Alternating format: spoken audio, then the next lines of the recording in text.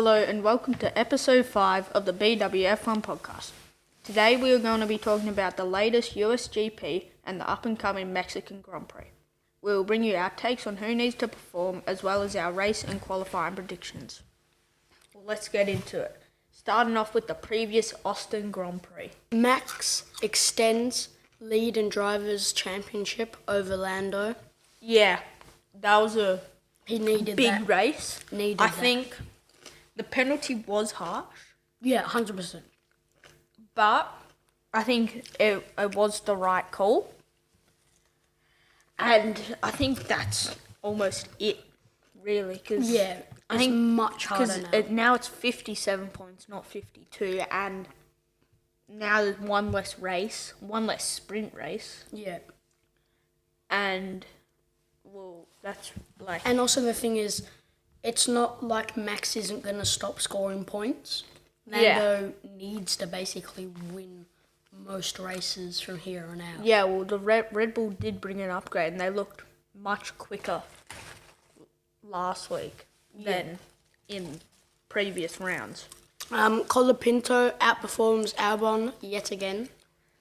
It's really showing that he deserves that seat at Sauber on like a loan, like just a 1 year or 2 year deal. Or if he even takes Albon's seat for next year. Or that's unlikely because Albon has shown loyalty to stay with them. Yeah, but also Albon has been there for how long now?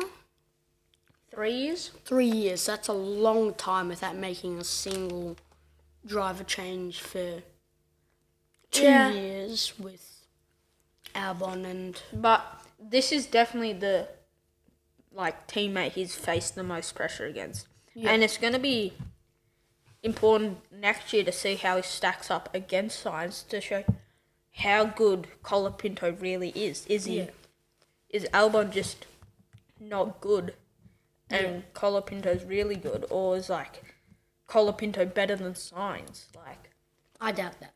As of now, I doubt that. But, Yeah. I mean, with It's a equal possibility. machinery, equal car, and we might even see a Lawson thing with Albon, where Colapinto doesn't go anywhere this summer, Yeah.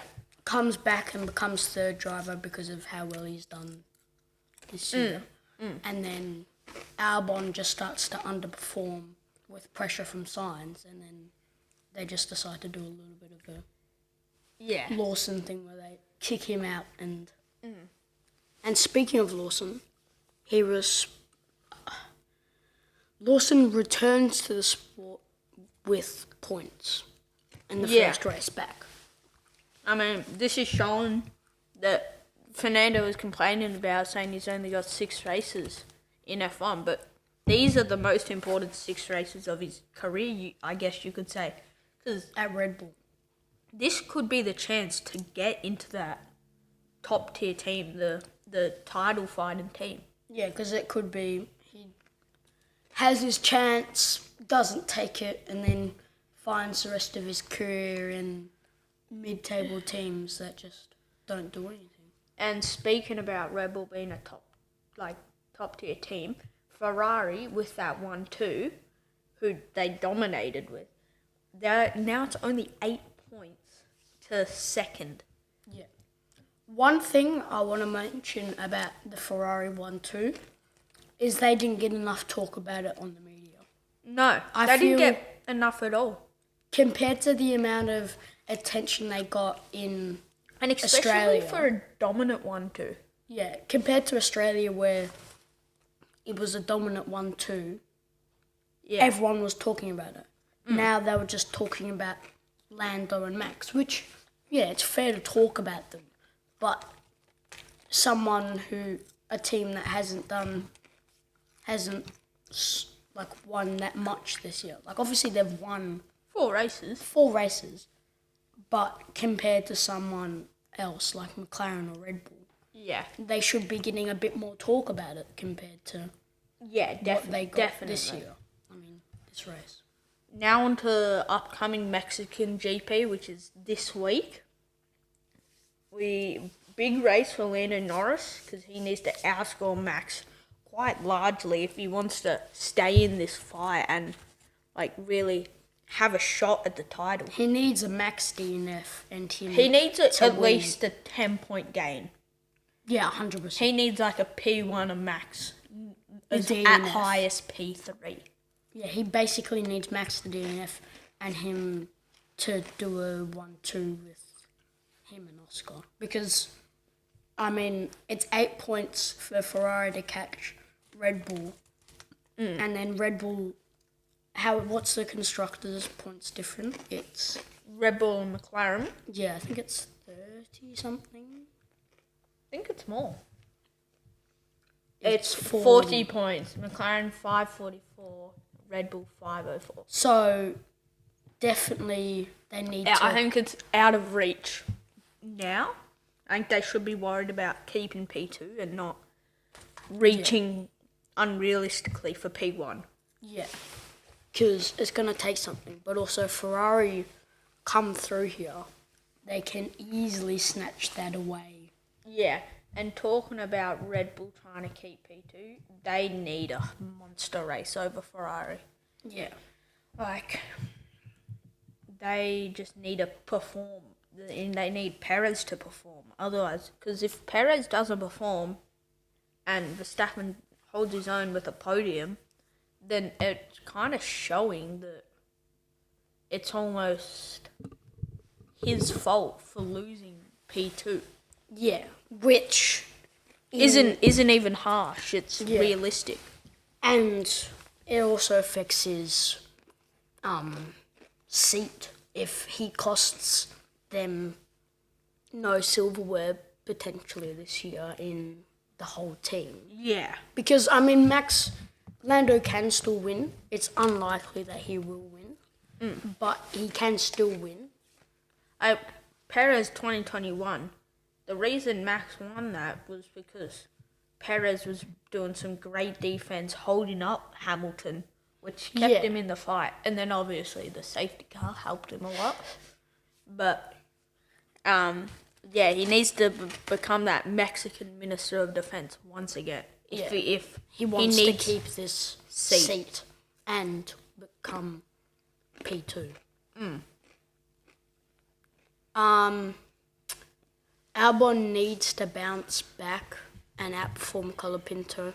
I know we kind of already talked about this, but we'll talk about it again. He just needs to do that. He can't not do that. Yeah.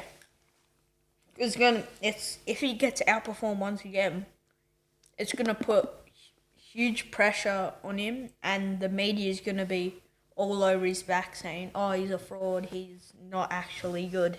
He's just been against really bad teammates in Latifi and Sargent," which is true.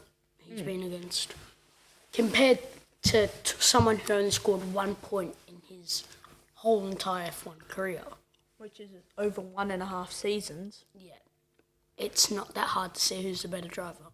No. It's a big race for RB as they have now fallen behind Haas in the constructors. Yeah, definitely. Sonoda's just been in a bad run of form. I don't actually see him getting out of it any time soon. Yeah. I think he's been... Him and Lawson need to cook now. Yeah. If they want to get past Haas and further up. Well, they've been ahead of him all year. It's now 2 points because of Hulkenberg's amazing driving, and Hulkenberg's been kind of taking that team on his back, taking them all the way up to where they are. Yeah. Now moving on to our race predictions. Starting off in P20 for me will be Zhou Guanyu. Yep. He's been there all year. Not much really to say. Yep. For my P20, I have Zhou Guanyu, the same. It's just kind of RB doing RB, to be honest. RB? Oh, Sauber. Sauber being Sauber. Yeah. Onto P19, I've got Esteban Ocon.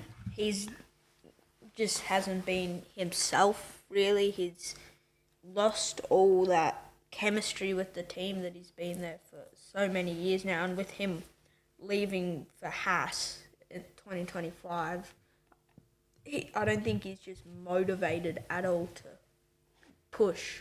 My P19, I've got Valtteri Bottas. A 1-2 in the back of the grid. Like always. Yeah. Your P18. 18, my P18, speaking of him, Valtteri Bottas. Exactly what you said, just Sauber being bad. My P18, I got Esteban Ocon. Yeah. Just Ocon being Ocon. He's really struggled this year in the Alpine. Same bottom three, just different order. Yeah. P17 for me now is Yuki Tsunoda. Do you just not see him coming out? He's been bad since the summer break, and I don't think he'll be getting any better. Really, I don't see him getting out of that bad slump of form. Yeah. My P18, P17, P17. P17 is Liam Lawson. Wow. I think he had his race, and almost what I was predicting last podcast, engine failure or crashes and has to pit 2 or 3 times because RB just completely mess up their strategy, Yeah. which isn't that impossible. P16, I've got Lance Stroll. I just don't think he's going to perform. He's been hopeless all year. Yeah. My P16, I have Pierre Gasly. Pierre Gasly, yeah. Nothing crazy. Alpine, just mid. Mid. Yeah. Speaking of mid, Pierre Gasly's my P15. My P15, I've got Kevin Magnussen. I think he's just been a bit too aggressive in a way, which I know for some people isn't bad.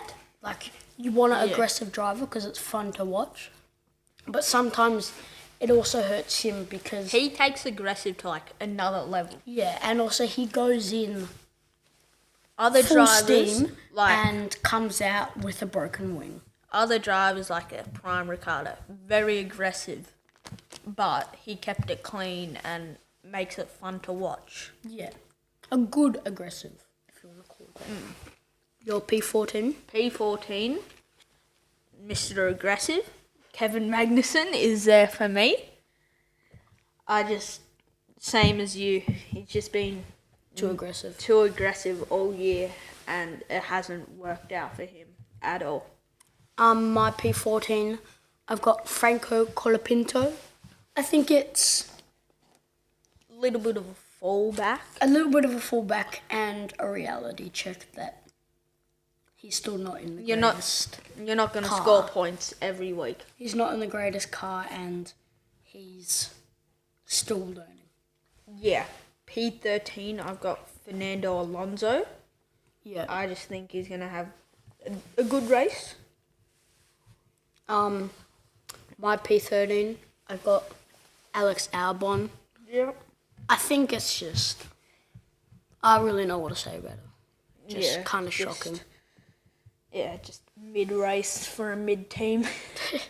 Yeah. P12, I've got Albon's teammate, Franco Colapinto, there. I just think good race, not quick enough to get into the points or beat his teammate, but just solid. Yeah. My P12, I have Yuki Tsunoda.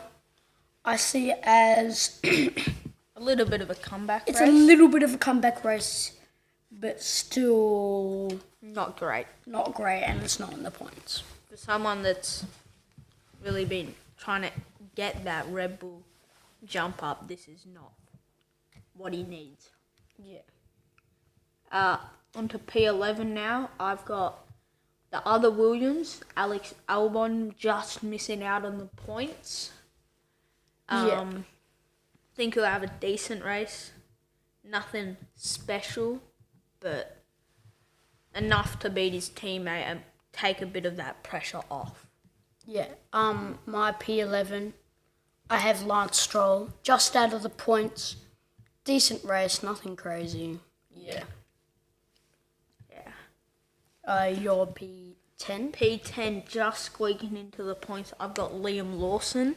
Yeah. I think he'll have another good race, fighting hard but clean Yeah.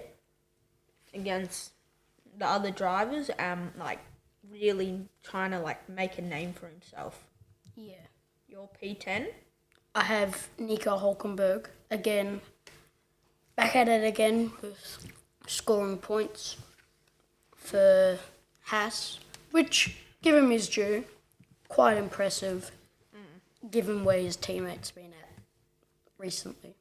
P9, I've got Nico Hulkenberg scoring an extra 2 points, making that gap even bigger and putting more pressure on RB. Yeah. I think he's been really great all year, and he's just been clean, quick. He's just been great in a not so great car. Yeah. My P9, I've got Fernando Alonso scoring points. Yeah. Not obviously it's, The Aston Martin's points are points, but it's Aston Martin's not great. yeah. In the short term, it looked like that 2023 season, best move he actually finally done a good move, which it was for the first season.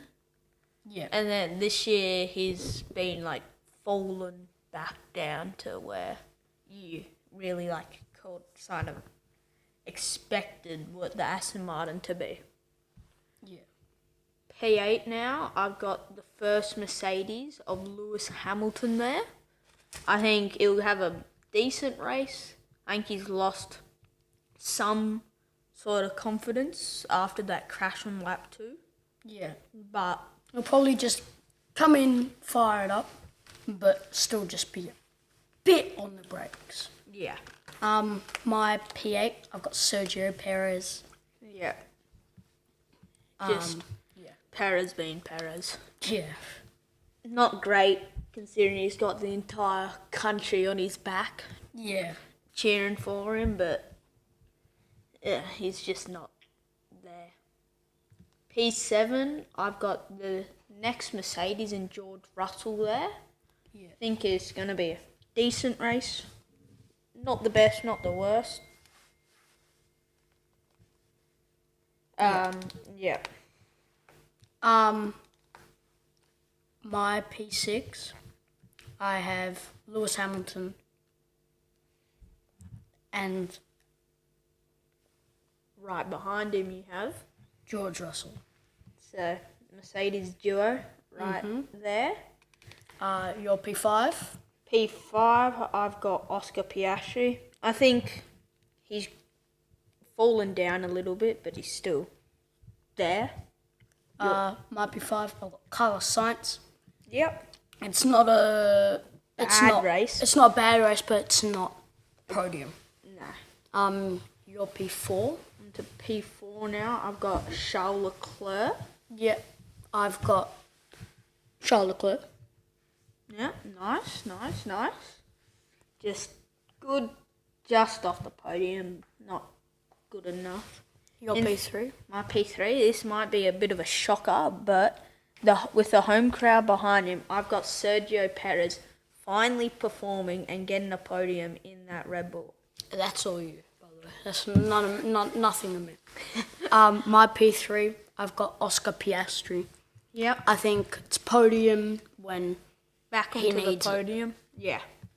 P2 and P1, I've got the two driver standing leaders with Verstappen outscoring Norris once again. I hope the exact same. I think Verstappen It's his first win in a while, and he needs it.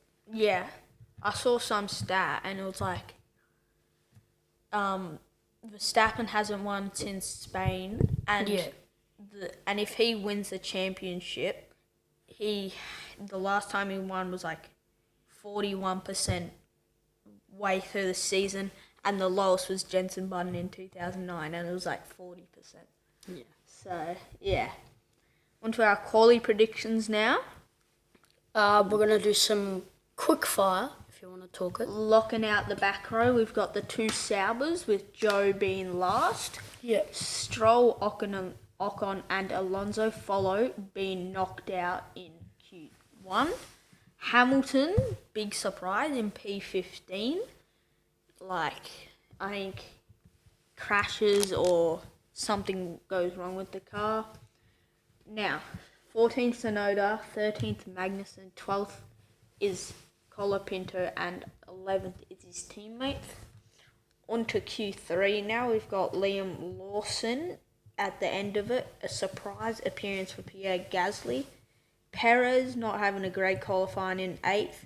Hulkenberg doing really well in that not so great Haas in P7. Yep. Russell takes 6th, just behind Sainz, who is in 5th. The McLaren duo take 3rd and 4th, with Norris ahead. Leclerc takes pole, which leaves Verstappen in P2. Yeah. Good talking there, Will. Very fast. Thanks for watching. We'll see you again next week at the Brazilian GP. And don't forget to like and subscribe. Goodbye.